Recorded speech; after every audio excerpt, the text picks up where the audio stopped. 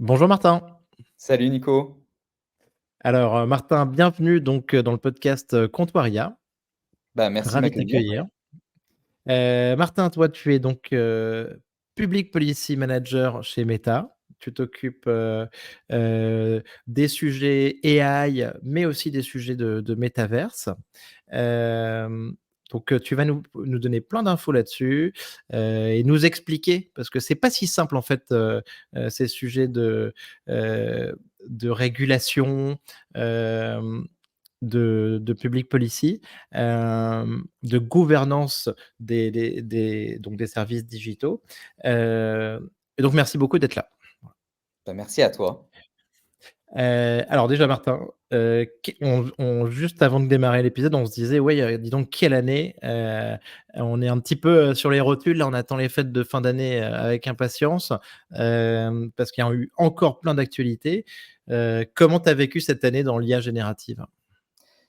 Bah, ça a été une année qui a été quand même, incroyablement riche sur la production scientifique et puis sur finalement toute la production, intellectuelle, socio-économique qu'il y a eu aux alentours et pour moi, en fait, 2023, ça a vraiment resté l'année de la diffusion de l'IA d'une manière visible pour tout le monde. C'est-à-dire que, Mmh.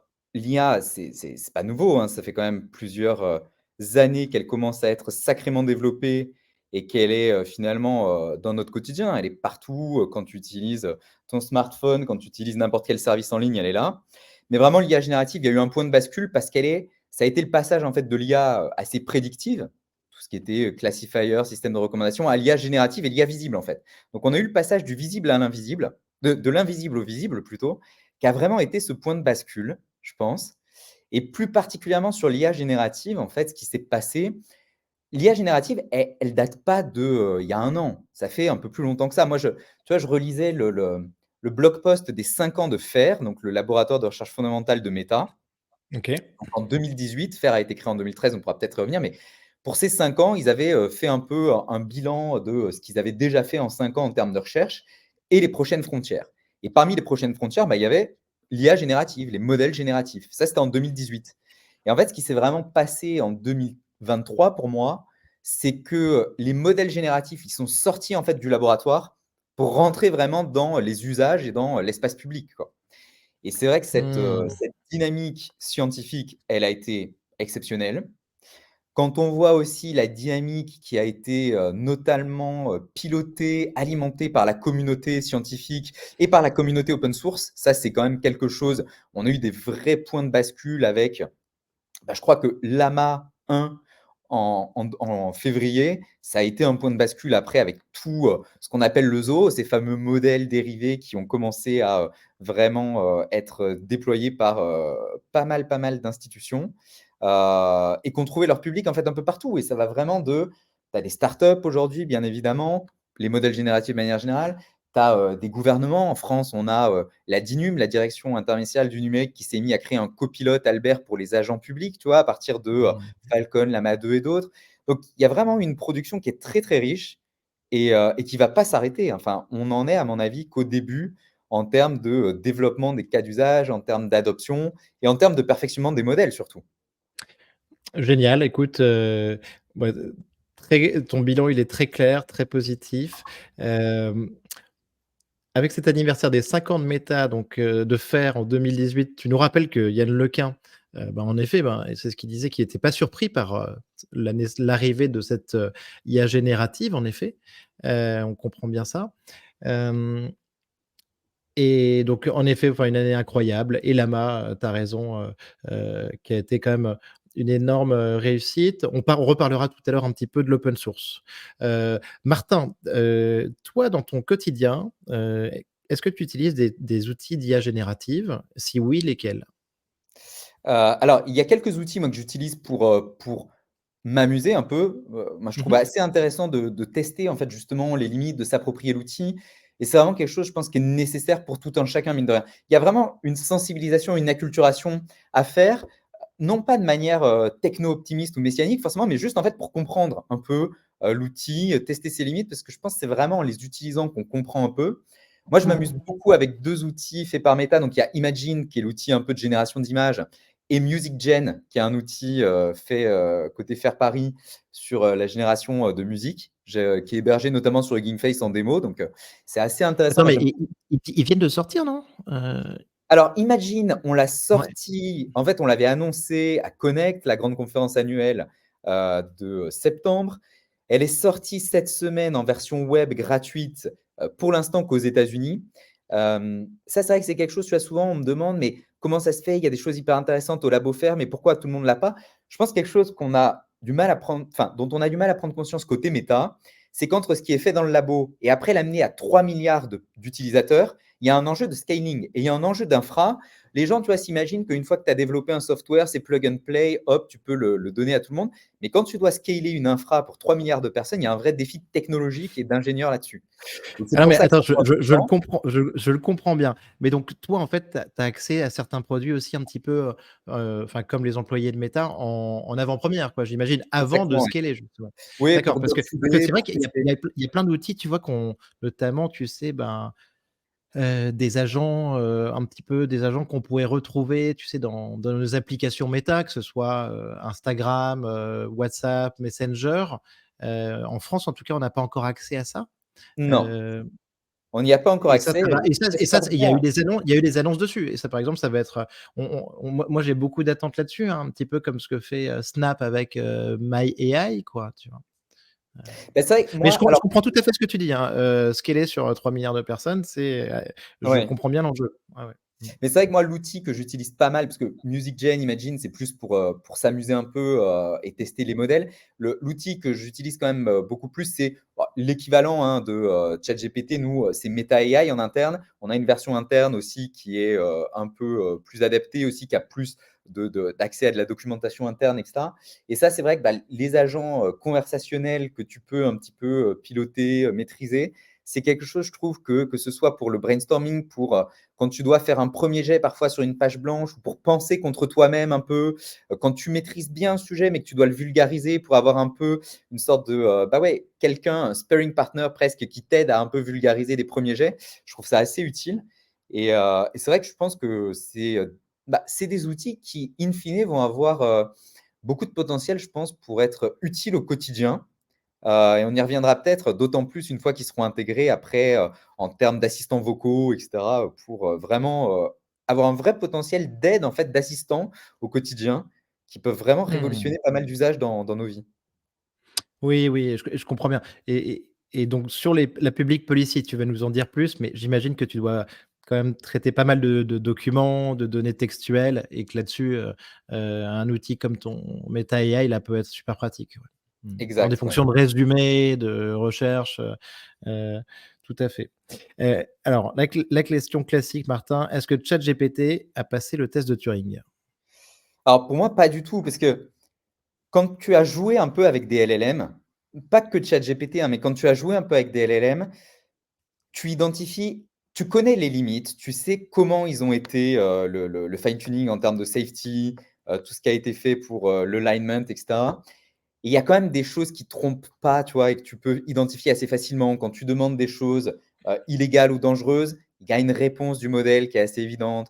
Là, je voyais en ce moment sur Twitter X, 2-3 fois passer, si tu demandes à ChatGPT, mais j'imagine que pour tout LLM, c'est ça, le dernier nombre de pi, bah, il va te sortir quelque chose. Donc, en fait, quand tu connais un peu ces modèles et quand tu comprends intrinsèquement leurs limites et leur manière de fonctionner, je pense que tu peux pas te laisser berner. Aujourd'hui, ils sont pas capables de passer le test de Turing et même, mine de rien, il y a un papier là récent qui était sorti, où des chercheurs l'ont fait à l'aveugle, du coup, avec une population un peu plus large et je crois qu'il y avait, quand même, 63 des répondants, alors je cite de mémoire, il faudrait regarder, 63 des personnes qui identifiaient immédiatement, ChatGPT enfin GPT-4 en l'occurrence, plutôt que l'humain. Donc je pense Mmh. qu'on est encore loin, mais ça pose une vraie question de c'est quoi en fait le vrai test qu'on devrait est-ce qu'on ne doit pas réinventer un test de Turing? Est-ce qu'il n'y a pas de nouveaux benchmarks à faire?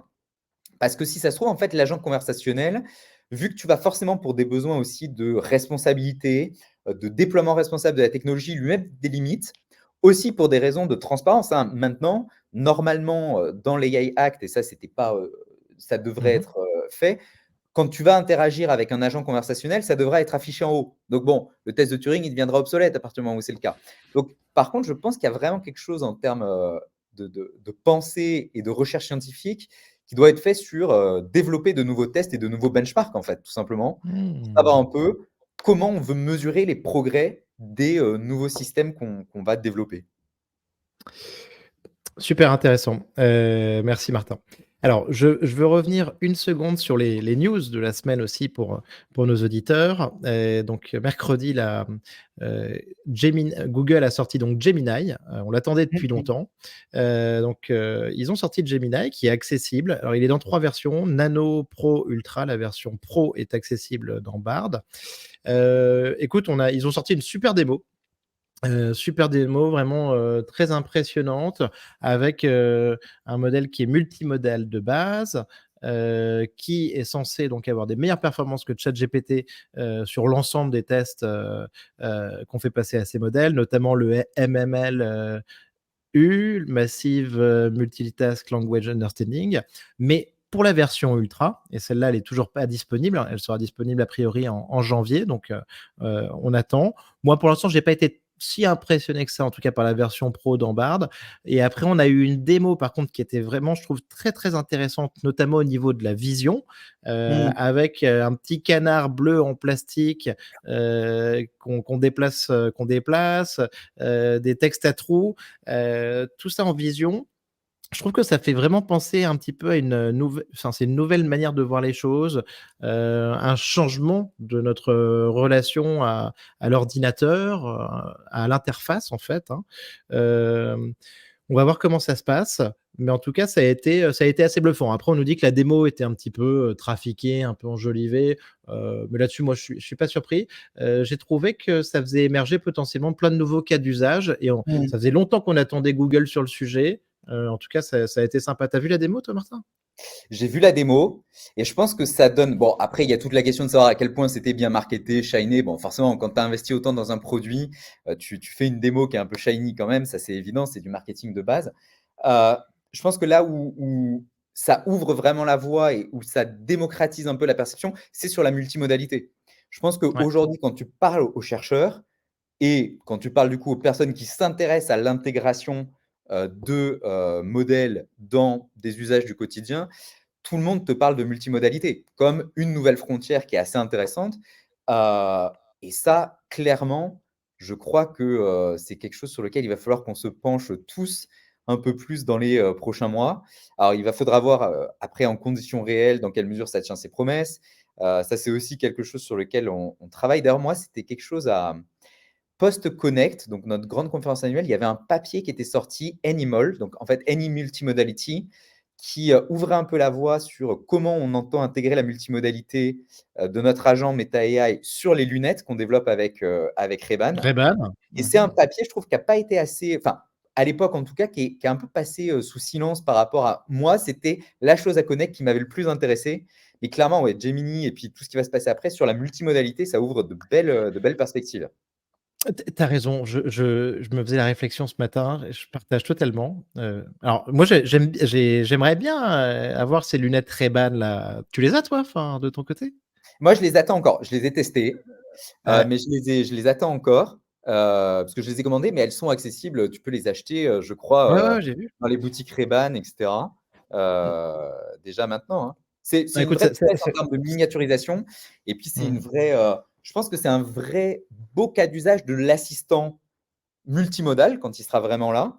L'assistant, vocal, audio, déjà pas mal, mais multimodal, ce sera vraiment quelque chose de sympa. Et je pense d'ailleurs, tu vois, je sais pas si tu te rappelles cette année qu'il y avait eu des rumeurs comme quoi à un moment OpenAI réfléchissait à peut-être faire un smartphone. Ouais. Heu, moi je pense que non. Si et j'ai pas de preuves ni quoi que ce soit, s'ils développent un device, moi je pense qu'ils vont développer des lunettes ou quelque chose de portable, mais pas un smartphone. Enfin, je vois pas l'usage du smartphone parce que quand tu penses à la frontière de la multimodalité, GPT-4 Vision et cetera, moi je vois plutôt ça sur un agent qui soit portable dans le sens pas un téléphone portable, mais portable au quotidien, tu vois, qui t'encombre pas les mains. Le la théorie du Mais smartphone d'OpenAI, j'y crois pas trop. Mais regarde, Elon Musk a déjà dit aussi, pourquoi un smartphone? Ils sont déjà très bien, tu vois? Je vais pas en recréer un. Sam Altman avait tenu les propos un petit peu dans ce sens-là. Si tu Mmh. regardes cette démo, Gemini, c'est une évidence. En Ouais. fait, enfin, toute l'expérience de la vidéo qui doit durer une dizaine de minutes, toute cette expérience est réalisable à partir d'une paire de lunettes. Donc c'est très Mmh. intéressant ce que tu dis, je suis tout à fait d'accord. Heu, moi en plus, moi je viens de loin parce que j'ai eu les lunettes, Snap, même 2 versions et à Ah l'époque oui! c'était tu sais, c'était les gros trucs, Oui. ça marchait un peu moins bien, mais je suis très curieux. Et attends, et je veux revenir sur cette multimodalité, tu as raison. Donc là, elle est au cœur de cette démo Google et c'est Oui. c'est ça le truc important et c'est ce qu'ils présentent aussi quand ils montent leur modèle, Gemini qui est pensé depuis le début multimodal, sachant qu'il faut voir qu'on vient d'où? Il y a pile 1 an, donc lancement de ChatGPT, d'un modèle text to text, GPT 3.5, Mmh. qui ensuite ils le font évoluer petit à petit, vers la multimodalité avec la vision, avec la voice, mais franchement, autour de moi, l'usage, il est très, très, très limité, hein, sur ces fonctions-là, et on voit, tu vois, vraiment un modèle text to text et là, il y a vraiment un nouvel horizon qui s'ouvre où en fait, il y a même pas un cas text to text, dans leur démo, c'est que du multimodal, c'est sûr. Exactement, Ouais. oui. Super cool. Martin, est-ce que tu peux nous en dire un petit peu plus sur ce que c'est que la public policy chez Meta? Oui, bah, en fait, l'équipe Public Policy, c'est celle qui s'occupe de tous les enjeux de gouvernance, de régulation et de penser un peu, en fait, les enjeux socio-économiques. Donc que ce soit, la question des réseaux sociaux chez Meta, du chiffrement des messageries, de la modération de contenu, la vérification de l'âge des mineurs en ligne, tu vois? Les sujets, ils sont quand même assez divers et variés, que ce soit Mmh. avec, les régulateurs, avec les législateurs, avec l'écosystème. Et moi, plus particulièrement, je m'occupe vraiment des sujets liés à l'intelligence artificielle. Donc en fait, les enjeux d'innovation, intelligence artificielle et technologie immersive, qui sont le cœur de la vision du métavers de Meta. Et si on part, tu vois, plus spécifiquement sur, l'enjeu IA, en fait, l'AI policy aujourd'hui, c'est vraiment, hem, l'IA, elle est pas nouvelle.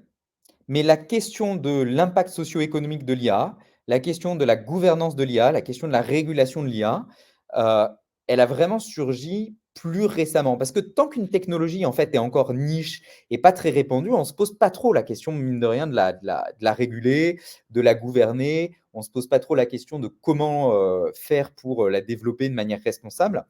Et en fait, du coup, dans l'équipe chez Meta, l'équipe AI Policy, sa raison d'être, en fait, c'est juste de, réfléchir et de travailler à tout ce cadre de gouvernance, à la régulation, travailler avec les équipes d'IA responsables et très concrètement, bah, ça va de, guider le développement de produits.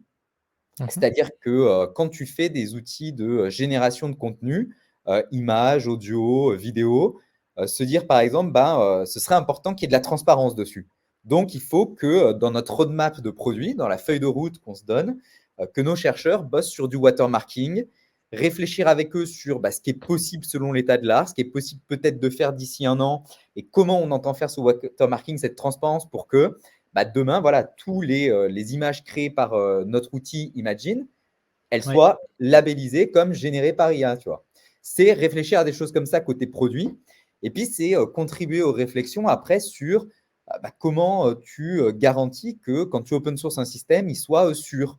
Donc quels sont le genre d'outils, qu'on a besoin de mettre à disposition de la communauté? Par exemple, hier, on a sorti Purple Llama, donc Purple parce que c'est Red Team, Blue Team, des outils en fait de safety open source.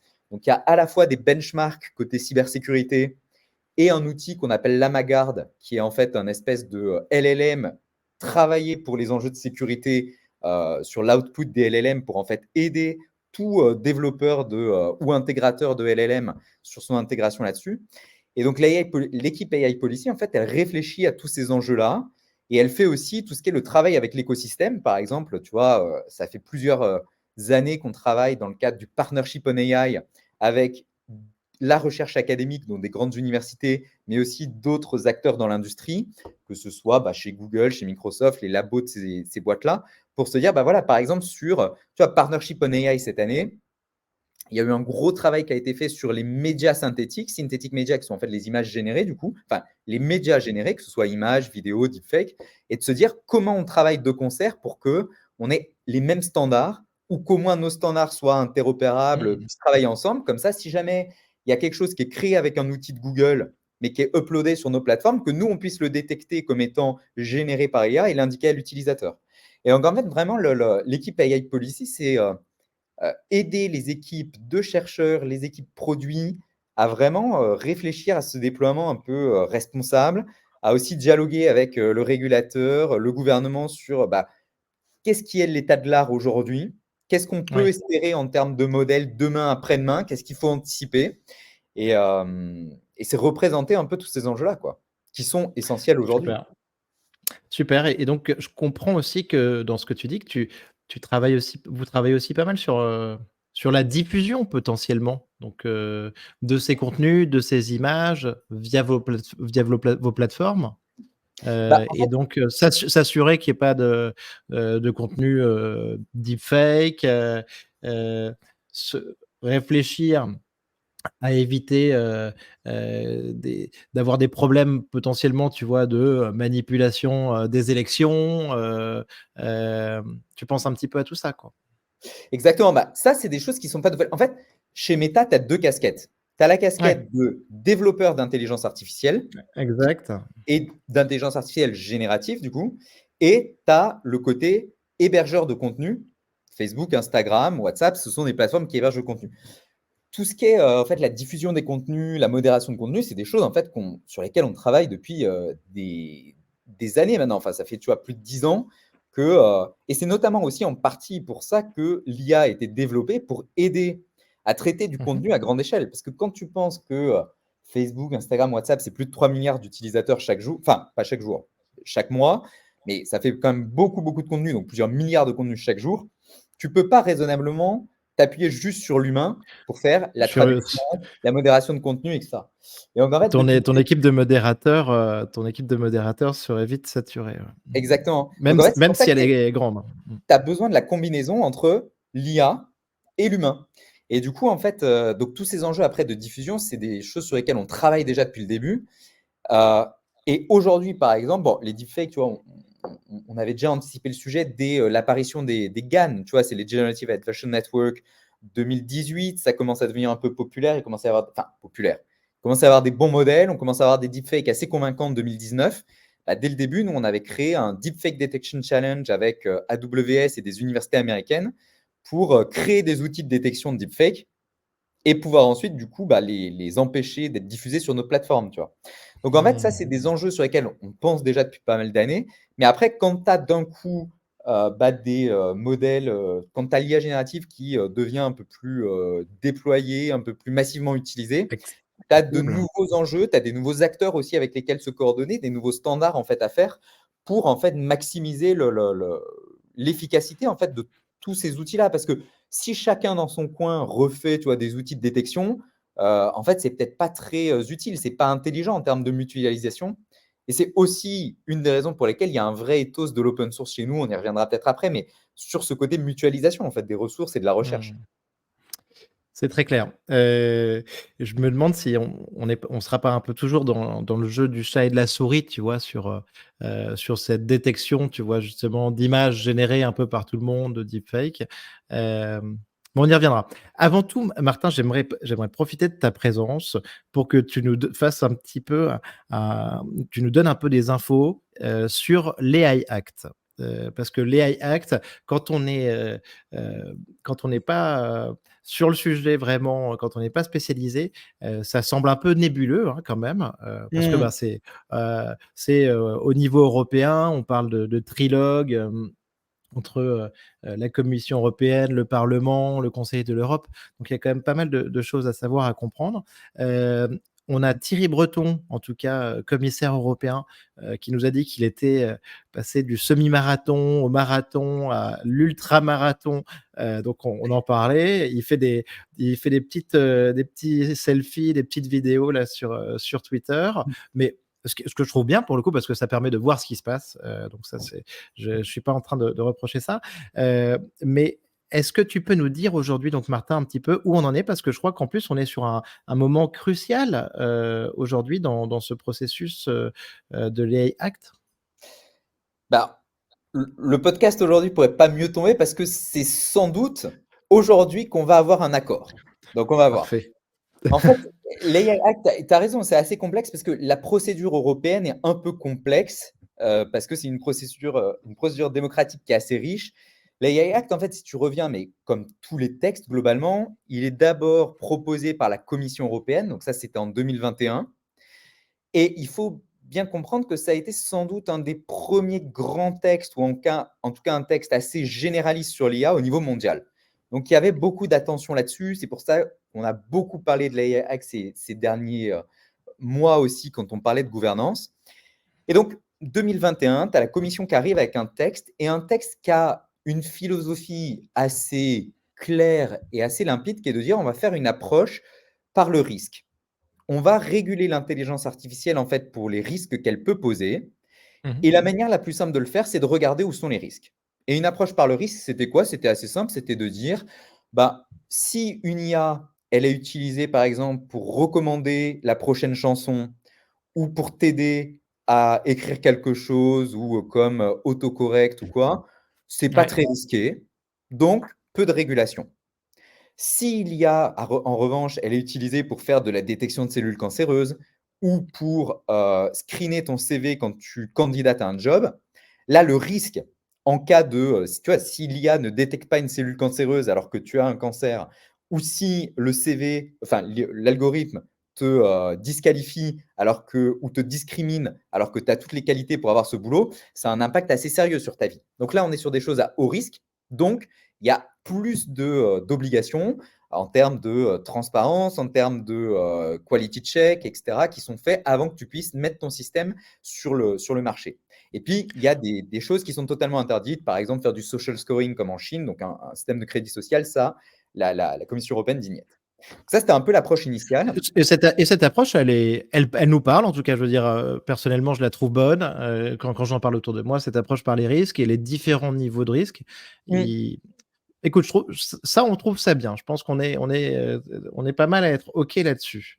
Et après, tu as eu l'irruption de ChatGPT et l'IA générative, en fait. Et comme Exact. toujours dans le jeu politique, le politique, il est aussi un peu obligé de réagir à l'actualité et de courir après l'actualité.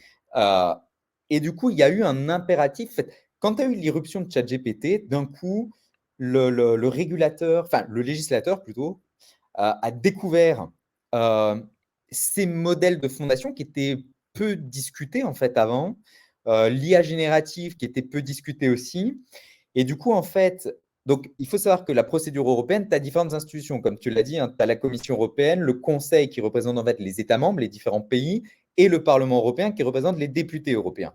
Et donc, chacun fait un peu sa version du texte, et après commence le trilogue où on discute des versions. Et donc, dans sa version, le Parlement, en juin dernier, a dit, bah, en fait, nous, on veut mettre des règles sur les modèles de fondation. Et ils ont dit, nous, on pense qu'il faut des règles spécifiques.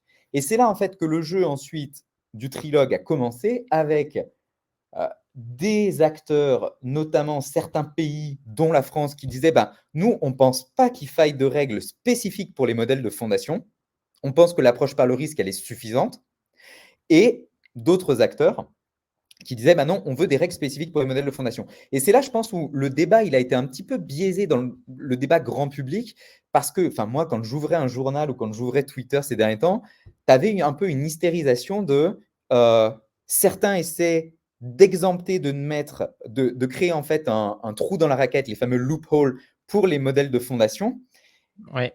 Et pour moi, en fait, c'est pas valable parce que les modèles de fondation, dans tous les cas, ils auraient été régulés sur le risque. C'est-à-dire que tu prends un chat GPT, si chat GPT il est utilisé comme copilote par un médecin, bah, il était régulé comme à haut risque parce que c'était un cas médical. En revanche, chat GPT que j'utilise moi pour faire un petit poème de déclaration d'amour à ma copine, bah, ça, c'était pas risqué. Donc, c'est un peu là où il y a eu une sorte de débat. Et puis, il y a eu un autre élément qui est arrivé dans le débat et le procédure de trilogue, d'essayer de différencier, et c'est là que la question de la définition elle est essentielle, de différencier entre les modèles de fondation normaux et des modèles de fondation systémiques à un moment qui était appelé très capable, qui en fait, globalement, quand tu prends le débat international, c'était plutôt pour faire écho à la question des frontier models, ces fameux modèles frontières. Et donc, l'idée était de se dire, bon, il y a peut-être un risque de long terme avec des modèles très, très capables. Comment on les régule cela?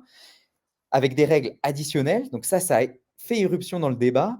Le gros problème, moi, que je vois, et qui est un problème en fait général, qui est un problème scientifique, qui est un problème qui dépasse très largement l'AI Act, c'est le problème de comment tu définis ces modèles-là. Comment tu définis un modèle frontière? Et en fait, Oui. on en revient presque à comment tu définis AGI, qui est quels sont les benchmarks pour qualifier ça? Et aujourd'hui, aux dernières nouvelles, hein, heu, vu qu'il n'y avait pas vraiment de critères pour le faire, le seul critère qui a été retenu, c'est un critère de puissance de calcul utilisé par le modèle. Mais ce qui finalement est un critère assez pauvre, parce que tu peux très bien utiliser énormément de puissance de calcul pour faire un très gros modèle. Et puis en fait, si tu t'es planté dans, je ne sais pas, la sélection de tes datas, dans l'architecture du modèle ou quoi, finir avec un modèle qui ne va pas être très bon, qui va avoir peut-être utilisé la puissance de calcul pour être qualifié de modèle très capable, mais être pas du tout et se planter. Et cette question du Attends, coup de... mais Martin, Vas-y. il y a donc il y a une différence donc entre le modèle fondationnel, le modèle de fondation et le modèle frontière? Bah, ce qui a été, en tout cas, à un moment, il y a eu cette tentative de dire, il y a modèle de fondation très capable. Après, là, il me semble, dans les dernières discussions à Alors se donc noyer au niveau, potentiellement en fonction du nombre de paramètres, par exemple? Ouais. oui, enfin, du coup, c'est pas le nombre de paramètres, c'était vraiment la puissance de calcul qui avait La été puissance de retenue calcul. un peu comme critère. D'accord. Et tu vois, tu avais quelqu'un, tu as eu Nicolas de The Future Society il y a quelque temps à ton Ouais. micro. Eux, ils avaient proposé une approche qui était déjà un petit peu mieux, même si elle est encore insuffisante, je pense, de dire: «OK, on va utiliser non pas uniquement la puissance de calcul, mais aussi la performance sur le benchmark MMLU». Alors déjà, tu Mmh. rajoutes quelque chose, je pense que c'est intéressant. Par contre, c'est clairement insuffisant parce que quand tu vois la question du benchmarking aujourd'hui et de l'évaluation, quand tu vois par exemple ce qui se passe du côté du OpenLLM Leaderboard, en fait, il suffit de changer un petit peu les paramètres ou les benchmarks que tu utilises pour que le leaderboard change totalement. Parce que tu as la question de la contamination des benchmarks dans les données d'entraînement, tu as certains modèles qui vont overfitter sur certains benchmarks pour topper le leaderboard. Donc en fait, la question du benchmark, elle est aussi insuffisante. Mais tout ça, pour moi, Mmh. ça relève vraiment une problématique qui est centrale et qui va bien au-delà du coup en fait de juste la question de la gouvernance ou de la régulation, qui est comment on définit, comment on évalue ces modèles. Et ça rejoint un peu la question du test de Turing et la question autrement de l'AGI. Comment tu évalues ces modèles pour vraiment savoir à quel moment il y a tel modèle qui est vraiment meilleur que l'autre? Et tu parlais de Gemini tout à l'heure.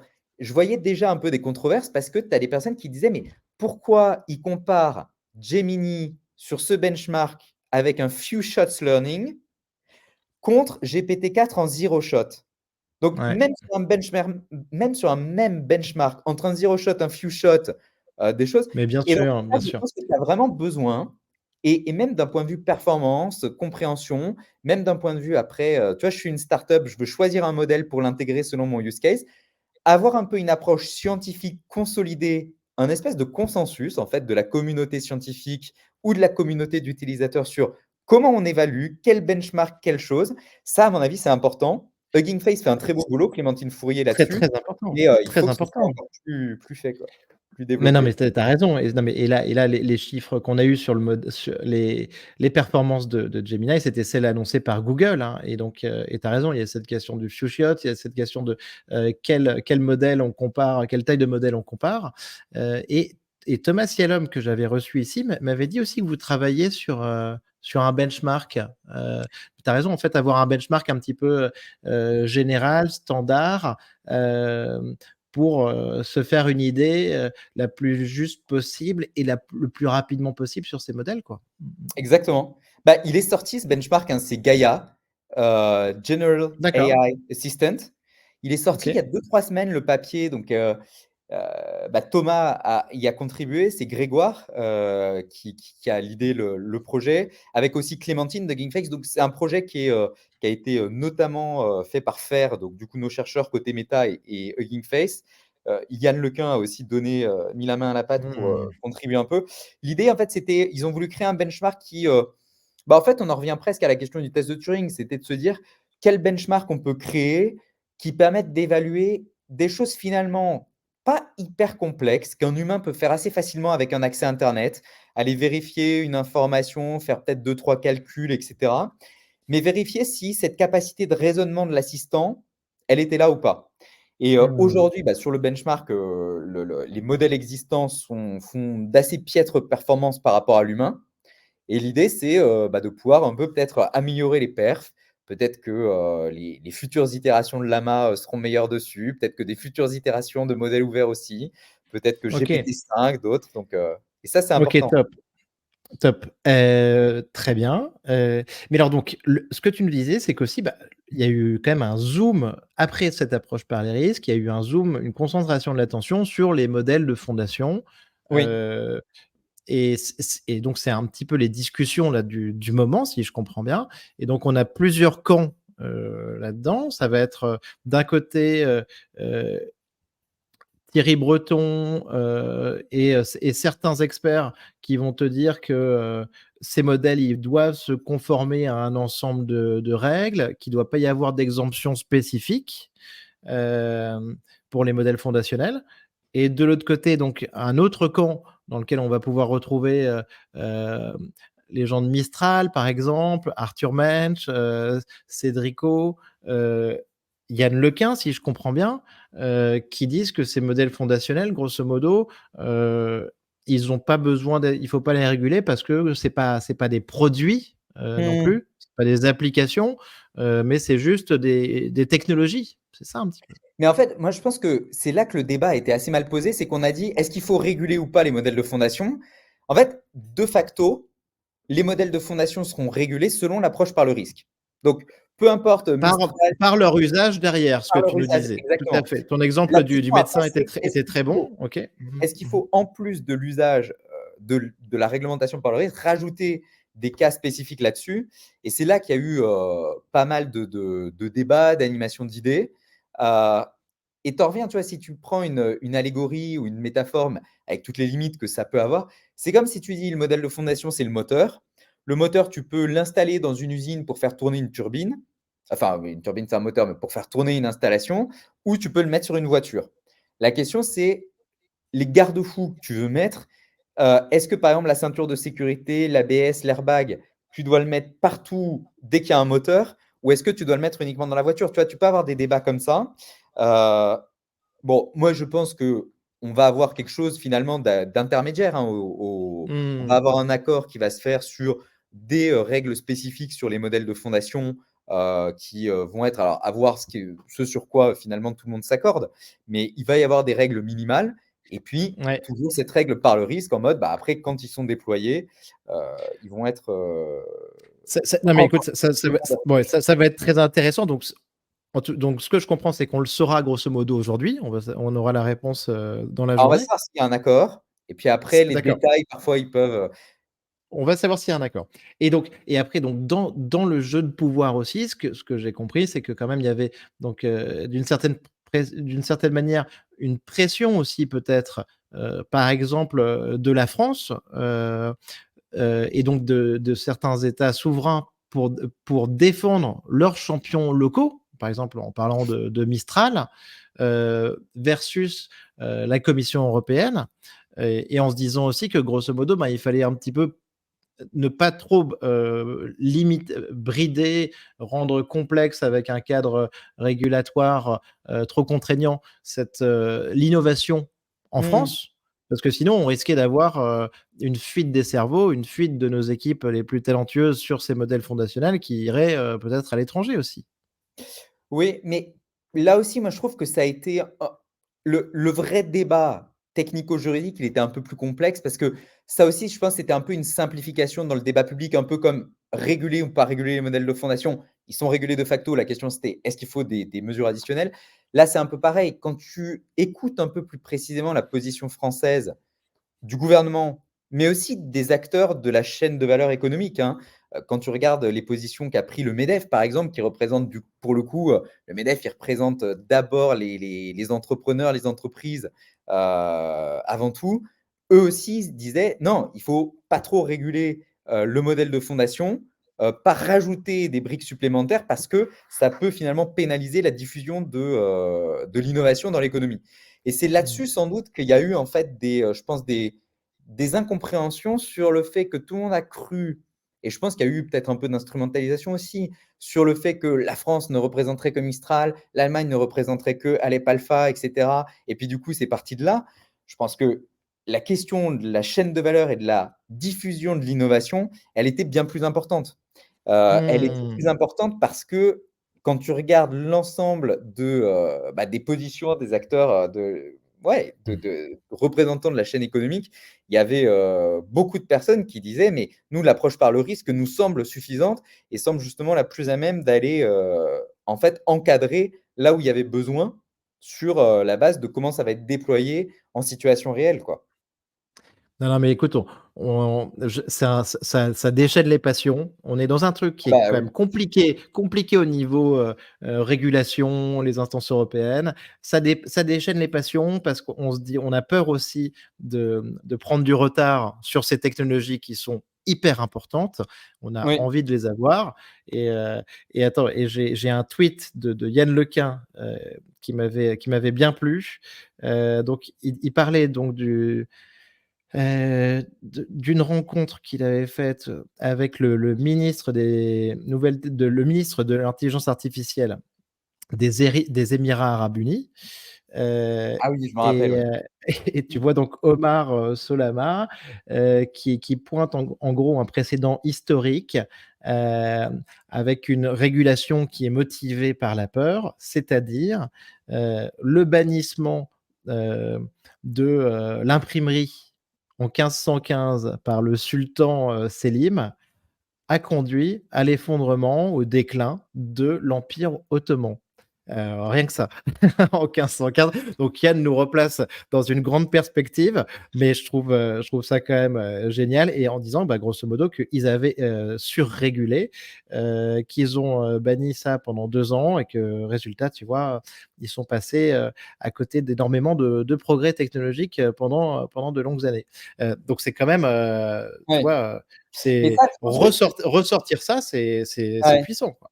Mmh. Mais là où il y a un vrai point, je pense que c'est, la peur est une très mauvaise guide, je pense, dès qu'il faut faire des choses un petit peu sérieuses et construites. Et c'est vrai que quand tu regardes le débat de ces 6 derniers mois, d'un point de vue général, il y a eu une sorte de panique morale quand même autour de, AGI, le risque d'extinction, le long term risque, et cetera. Et je pense qu'il ne faut pas balayer du revers de la main tout ça. Il faut y aller de manière méthodique et je pense que pour revenir à ma marotte là du jour, la question du benchmark et de l'évaluation, elle est importante pour vraiment mesurer les progrès qui sont faits. Parce que je pense à titre personnel que GPT-4, Gemini, Llama 2, Mistral sont encore très, très, très, très, très, très loin d'être des systèmes AGI qui posent des vrais risques long terme. Donc ça, faut vraiment calmer le jeu. Mais il y a eu cette panique morale qui a fait un effet d'emballement, avec une hystérisation un peu du débat. Des personnes aussi parfois qui, heu, découvraient parfois, hein, le sujet de l'intelligence artificielle et de l'intelligence artificielle générative et qui prenaient des positions parfois assez, montées aux extrêmes. Mais ça, c'est comme dans tout cycle de hype et d'emballement médiatique. Tu as un peu un emballement qui, déchaîne les passions et ça, c'est aussi, moi, je pense, quelque chose qui va être assez intéressant, c'est que dans les prochains mois, la bulle un peu va quand même plus ou moins se tasser. On va retomber sur des degrés de discussion plus factuels, plus mesurés et qui vont permettre aussi de faire mieux avancer les choses et de réfléchir plus sérieusement aux vrais enjeux qu'on doit, adresser aujourd'hui en Mmh. termes d'éducation, en termes de, garde-fous sur les systèmes existants, et cetera, et cetera. Très bien. Hem, alors, heu, Martin, quelle est, ta vision, toi, comme je sais que tu es impliqué là-dedans, donc ta vision sur le marché français de l'IA générative? Les différents acteurs, alors, heu, justement pas uniquement Meta, mais un petit peu Oui. l'environnement autour, en fait. Je crois que tu fais partie aussi d'initiatives peut-être, où il y a vous avez un programme d'accélération, non? Comment est-ce que tu vois Exactement. donc, bah, les startups et les talents, à Paris, en France, sur le sujet? Bah, moi, je suis assez optimiste, hein, pour l'écosystème français. Hem, Parce que les talents, ça fait des années qu'on les a. On a une filière d'excellence en maths et faut pas oublier que l'intelligence artificielle, au fondement de l'intelligence artificielle, c'est des matrices, hein. C'est du calcul matriciel, c'est des maths, c'est des grandes fonctions optimisées, et cetera. C'est des ingés qui savent bien faire tourner une infra et donc ces talents, on les a. c'est des talents qui ont été nourris progressivement par, la présence de très bons labos dans la recherche publique, dans la recherche privée, FAIR. Yann, tu vois, très rapidement, il a voulu, installer un labo. Lui, il a été recruté en 2013 à New York. Il a voulu installer un labo à Paris dès 2015 et hem et je pense que faire Paris a joué quand même un bon rôle dans, la structuration de l'écosystème. C'est quelque chose au début, je pensais que c'était un peu un élément, tu vois, de langage corporate côté méta. Mais quand j'ai entendu parler de plus en plus de faire dans la bouche de personnes de l'écosystème, tu vois, j'écoutais Stanislas Pollu dans, le podcast Génération Do It Yourself. Quand, je lisais, pas mal de témoignages de personnes, au micro, de journalistes comme Romain Dillet dans TechCrunch et cetera, qui parlaient Ouais, de l'emballement de la scène parisienne de l'IA générative, Faire a joué un rôle structurant. Et aujourd'hui, je pense qu'on a vraiment des atouts, mais qui sont sérieux.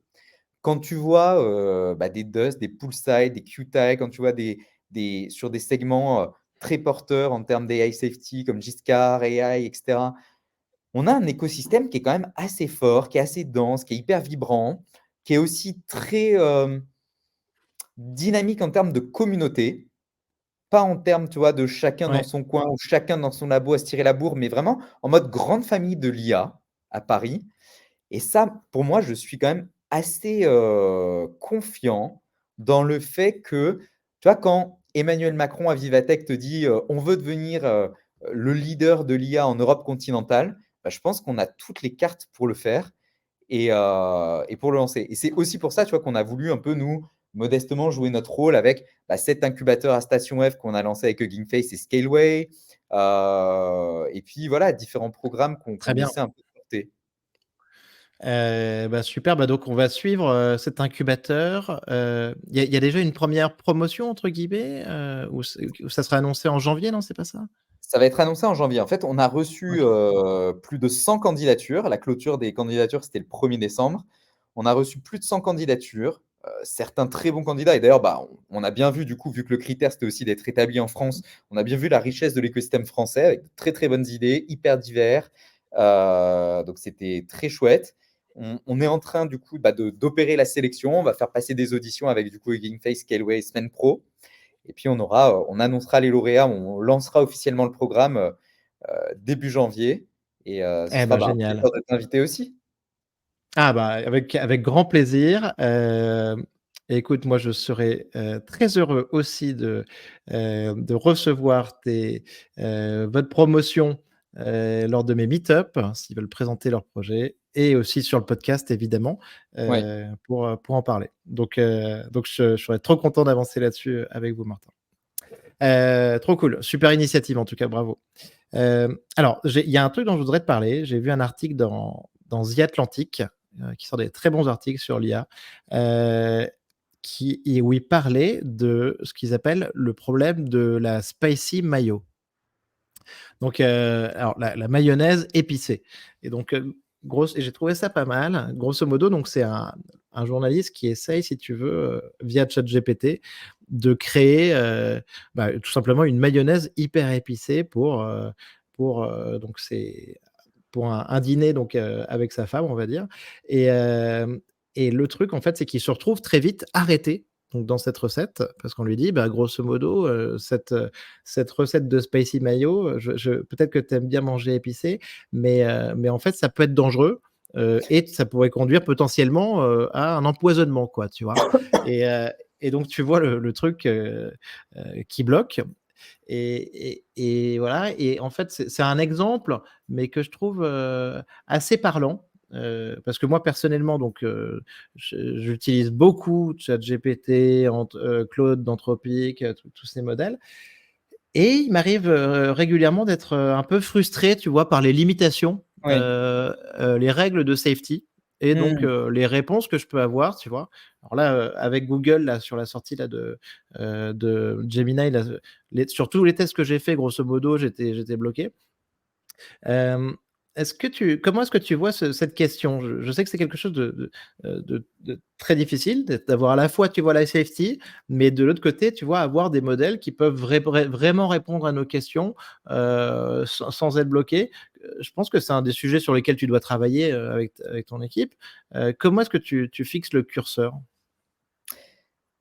Bah, c'est une tension en fait qui existe entre, la question, ouais, de la fiabilité, la truthfulness et la safety de l'autre côté.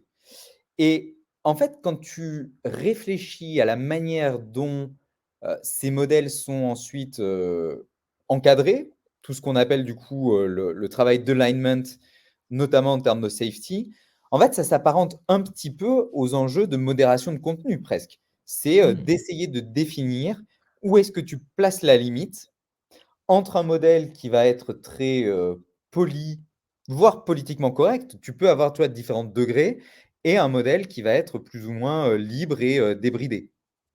Heu, L'enjeu, c'est, je crois encore une fois, hein, c'est tu vas dire que je radote presque, mais c'est de retrouver des bons benchmarks qui te permettent de dire: «Voilà, ça c'est un peu le standard en termes de safety sur ce modèle, s'il a telle performance sur ce benchmark, on est à peu près sûr qu'il va rien te dire sur, je sais pas moi, que ce soit des, propos racistes, propos haineux, des choses qui peuvent te mettre en danger et cetera. Mais par contre, sur le reste, il va être à peu près bon. Et c'est trouver en fait ces benchmarks-là et c'est un travail qui est hyper itératif en fait.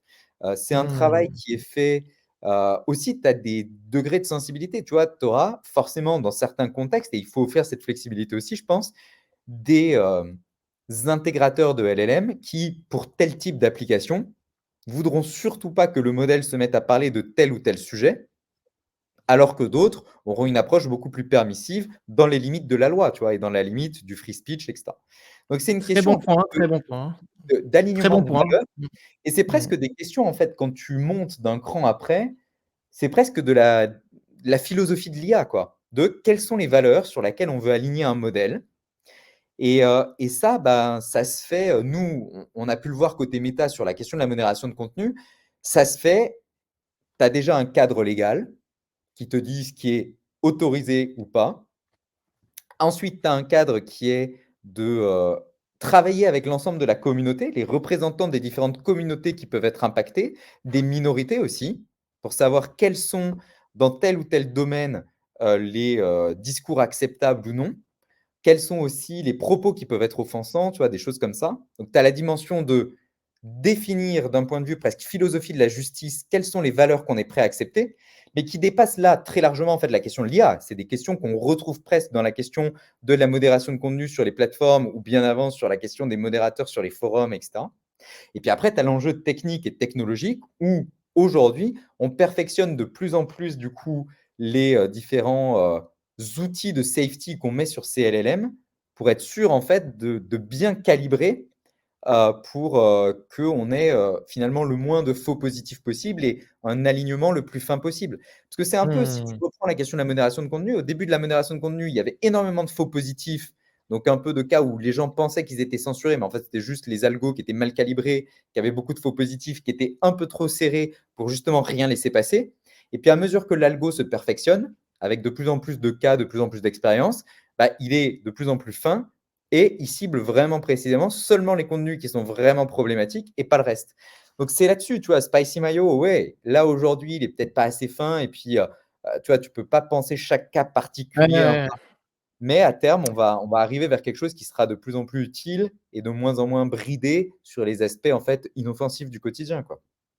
Oui, oui, oui. Non, non, mais je te dis ça parce que en fait, j'ai un ressenti, mais de mon usage personnel, hein, tu vois? Donc attention, hein, c'est mon expérience, heu, où j'ai l'impression que petit à petit, tu vois, ChatGPT, GPT-4 est devenu, tu vois, tout au long de l'année, de plus en plus, restrictif, tu vois? Que sa safety, tu vois, s'est améliorée aussi, Oui, heu, mais je et donc, que ça commence de temps en temps, tu vois, à me poser des limites, mais aussi parce que mon usage est plus important et que je le sollicite, plus souvent et là où je lui posais pas de questions forcément, avant, tu vois?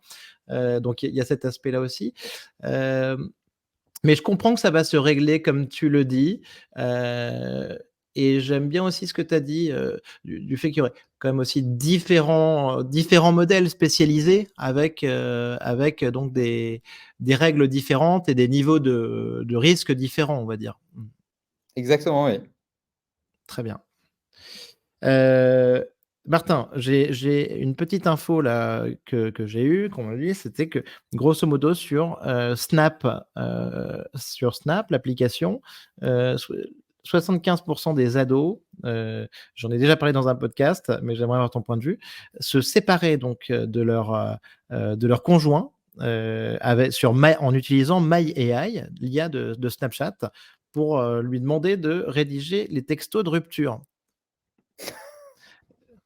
Et donc, C'est bah, cette IA, elle va arriver dans vos produits, hein, un jour ou l'autre. Qu'est-ce que tu en penses?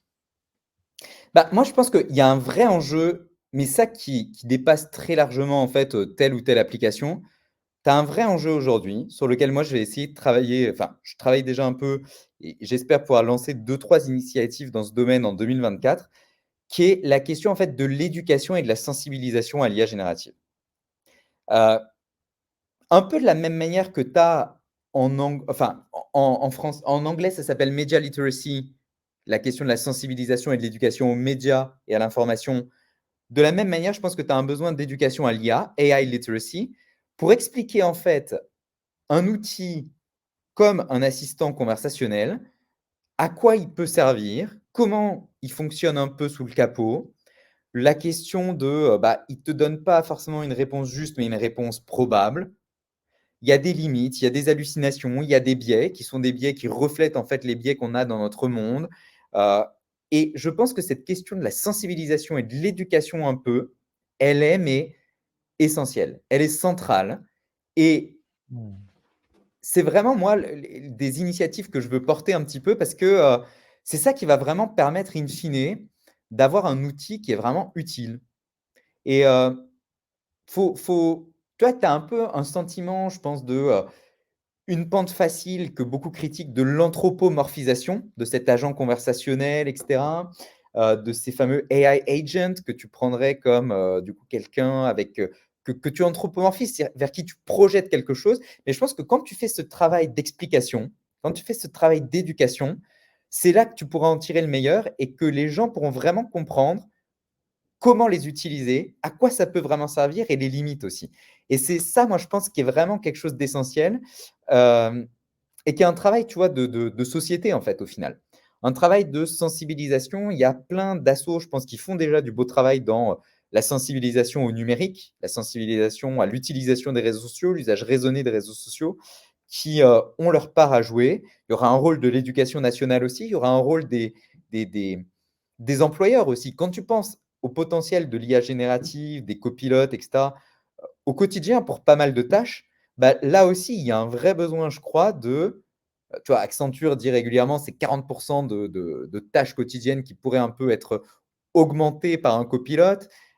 Tu as, Et il y en a qui te disent qu'au-delà de 50, c'est le job qui disparaît, quoi.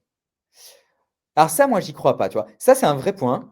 On a Mmh mh. souvent cette question de: «Est-ce que l'IA va détruire des emplois? Est-ce qu'il faut avoir peur?» et cetera. J'y crois pas non plus, j'y crois pas non, mais Moi vas-y, dis-moi, moi, je dis-moi. Ouais. l'argument qui est rebattu, c'est de dire: «La personne qui va utiliser l'IA va remplacer la personne qui l'utilise pas» et quand tu regardes l'histoire, c'est ça. L'agriculteur qui s'est mis à utiliser le tracteur, il a remplacé Exactement. l'agriculteur qui utilisait la charrue. Le comptable qui s'est mis à utiliser Excel, il a remplacé le comptable qui faisait ça à la mano dans ses petits carnets. Et pour autant, le métier d'agriculteur, le métier de comptable, il n'a pas disparu. Il a pu se réinventer, il y a des nouvelles perspectives qui ont pu être ouvertes et cetera. Donc Oui, vraiment non, mais moi là-dessus moi, je vois là-dessus, tu vois, la création de plein de nouveaux emplois, qu'on n'imaginait pas forcément et je prends justement souvent cet exemple de l'agriculture qui est que, tu vois, en 1900, grosso modo, tu avais, 50 ou 50 à 60 de la population qui était dans le secteur agricole, aujourd'hui, tu vois, c'est inférieur à c'est 0,5. Heu mmh, mais si tu te places en 1900 et qu'on te dit grosso modo, on va pas cette proportion, elle va passer de 50 à 60 à 0,5. Tu te dis: «Mais énorme, destruction d'emplois et comment on va faire, en fait?» Mais en fait, le truc, c'est qu'on n'imaginait pas, tu vois, créer tous ces jobs, par la suite. ouais. Et puis même, tu vois, enfin, donc c'est pour ça que l'enjeu d'éducation, de formation, il est essentiel. Mais même, tu vois, le fait que demain, un LLM puisse automatiser plein de pans du travail, moi, j'y crois pas. Il y a encore plein de barrières techniques en termes, tu vois, enfin, les questions des hallucinations, les questions il y a plein de choses comme ça qui font que tu vas pas pouvoir automatiser, loin de là, des métiers entiers avant très, très, très longtemps. Et donc en Mmh. fait, ça va être juste dégager du temps sur certaines tâches, améliorer un petit peu la productivité. Tu vois, c'était l'étude qui avait été faite par, un économiste dont j'ai oublié le nom avec des consultants du BCG et cetera. C'était, tu vois, on parlait d'une amélioration de la qualité de 10, de un gain de 10 de temps, enfin de choses comme ça. C'est dans cet ordre de grandeur-là. On est très, très loin d'avoir aujourd'hui et dans les modèles du coup des années à venir, des choses qui vont, remplacer, des métiers entiers, quoi. Ouais, je suis tout à fait d'accord et très positif dans le sens où je pense que c'est surtout beaucoup de travail pénible qui va disparaître. Heu, Martin, j'aimerais te poser une question, sur est-ce que tu as une timeline pour, l'AGI? Non, moi j'en ai pas. Moi j'aimerais beaucoup plutôt qu'une timeline, j'aimerais bien une taxonomie de l'AGI. C'est-à-dire qu'on te Bonne balance souvent réponse. AGI comme un totem. Et on en revient à la question du jour, quels sont les benchmarks, quelles sont les évaluations? Et il y a un papier de DeepMind que j'ai pas eu le temps de lire, que tu vois, ce qu'on disait en intro, il y a une telle production, une telle richesse intellectuelle que tu as pas le temps de tout suivre. Il y avait un papier de DeepMind sur, la classification un peu de l'AGI, tu vois, les différents degrés d'AGI. Parce que une AGI, une intelligence artificielle générale, qui sera capable, là je dis à mon smartphone, bah, cale-moi un rendez-vous avec Pierre, Marie et puis Jody. Et puis le truc va chercher dans ton calendrier, faire ci, faire ça, passer les hop, envoyer un petit texto en mode ton agenda, il est pris à ces trucs-là, mais est-ce que tu peux te libérer? Enfin, une intelligence artificielle générale comme ça, qui serait capable juste de bien gérer une petite demande classique par rapport à une intelligence artificielle qui serait capable, tu lui dis, bon bah, faut que je ponde un rapport de synthèse sur l'état de l'art de la recherche en fusion nucléaire, c'est pas la même chose. Et donc, tu vois, pour moi, c'est 2 intelligences artificielles générales par rapport à ce qu'on a qui est ultra spécialisé aujourd'hui et qui sont pas du tout dans les mêmes catégories. Et donc ça, pour moi, ce serait avoir plutôt une taxonomie de l'AGI déjà. Commencer par dire qu'est-ce qu'on entend par AGI? Je pense que, bah, le benchmark dont tu parlais que, Grégoire, Clémentine Fourier de Hugging Face, Thomas ont un peu piloté, Gaïa, c'est un peu vers ça, tu vois, que ça tend. C'est une brique, mais c'est vers ça qu'on tend. Et une fois qu'on aura cette taxonomie, là, on pourra peut-être avoir une vision un peu plus claire et un peu plus précise de, à quel horizon on peut s'attendre à avoir ces différents, jalons, quoi. Très bonne réponse, Martin. C'est vrai qu'on a un vrai problème de définition là-dessus et je le comprends bien et après le truc, c'est que les technologies arrivent à une telle vitesse en plus, tu vois, que, hem toutes les limites sont repoussées à chaque fois et enfin et on finit par donc les intégrer, tu vois, dans nos processus. Ça nous semble naturel, alors que Mmh. tout ce qu'on voit aujourd'hui, il y a quelques années, ça nous aurait semblé être de la science-fiction. Mais après il y a, comme tu le disais aussi, faire un tout, et être capable aussi, par exemple, de pondre un rapport sur le nucléaire, c'est sûr que ça a une incidence qui est différente. Martin, dernière question. Est-ce que tu as un livre ou un film de science-fiction à nous recommander? Alors moi, je suis pas très SF de manière générale. Tu peux nous Hem, sortir un autre truc, coup de cœur, hein, c'est pas ouais, non, non, mais bon, pour rester dans la question, il y a quand même un livre, une trilogie que j'ai lu, récemment et qui m'a beaucoup marqué, c'est, Le problème à 3 corps de Liu Cixin, donc auteur de SF chinoise. Hem Et qui est très, très intéressante parce que, bah, déjà, je trouve très belle plume, un univers et une trame très, très haletante sur les 3 tomes. Vraiment, très belle gestion des longueurs parce que c'est quand même de gros pavés.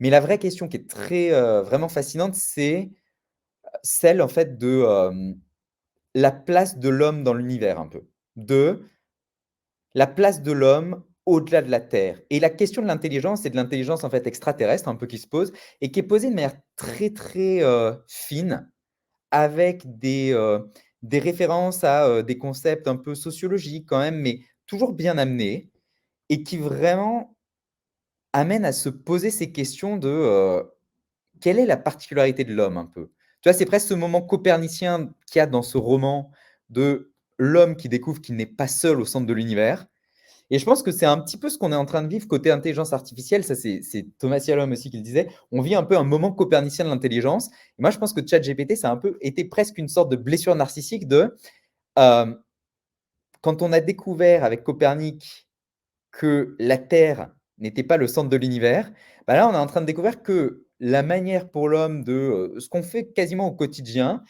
c'est peut-être pas le cœur de l'intelligence même.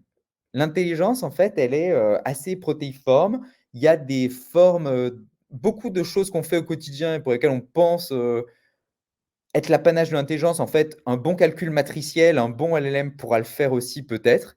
Et ça nous force à nous réinventer un peu, tu vois? Ça fait un mal, ça fait une petite blessure narcissique. C'est ce moment copernicien de l'intelligence où on doit se réinventer, mais c'est justement l'occasion de se dire: «Bah, en fait, c'est quoi? C'est sur ces tâches créatives-là, sur ces choses spécifiques que l'homme doit vraiment aller et qui font, en fait, le propre de l'homme, sur l'intelligence émotionnelle, interpersonnelle et cetera». Et je retrouve, en fait, beaucoup dans cette question du le problème à 3 corps et la place de l'homme dans l'univers, l'homme qui sort de la Terre, l'homme qui sort du système solaire. Que reste-t-il de son humanité? Il y a un peu de ça dans, ce qu'on est en train de vivre sur la question de l'intelligence. Donc vraiment, ouais, une belle reco de lecture, je pense. Super, super analyse Martin, hyper intéressant et alors je j'ai pas eu le temps de l il faut quand même s'y mettre, hein, dans ce bouquin, parce que j'ai le 1er tome, il est assez, c'est assez dense, Il est dense. heu, mais écoute, en tout cas, ce que tu dis est très intéressant en effet, heu c'est la notion d'intelligence, en fait, qu'on pensait être un petit peu le propre de l'homme qui ne nous appartient plus uniquement et c'est complètement bouleversant. Donc on vit une époque, fascinante par rapport à ça. Merci beaucoup Martin d'être, venu dans le podcast. Bah, C'était merci à trop toi. sympa d'échanger avec toi. On va suivre, le dénouement, est-ce qu'ils arrivent à trouver un accord ou pas sur, l'AI Act? Et on suivra aussi, bah, bien sûr, les lancements de produits là de Meta. Moi, je suis impatient de voir ça et aussi, ben, donc l'incubateur que vous avez lancé donc avec, Hugging Face et Scaleway. Merci Martin. L'incubateur, tout ça, la multimodalité, les modèles quantisables, les petits modèles qui, à mon avis, vont être un vrai truc 2024. Il y a plein de belles choses. Merci Nico. Trop trop bien. À très bientôt Martin, merci beaucoup. Ciao. Salut.